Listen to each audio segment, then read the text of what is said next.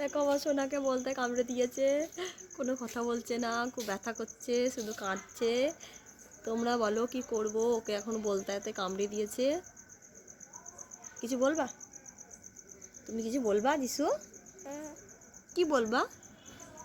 কি বলবা বলো? কিছু বলবা? বলছি আমি কিছু বলবো। বলো কি বলবো বলো? বলো কি বলো বলো?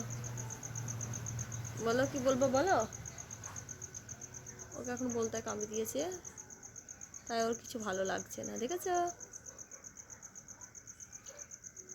বলো কি বলবো?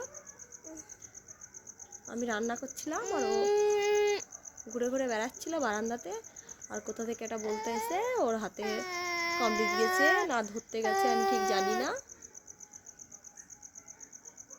দেখছি বলতারাকে একদম চটকিয়ে হাতের সঙ্গে আটকে বসে আছে, তাই তো?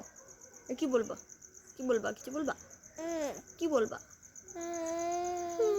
ব্যথা করছে।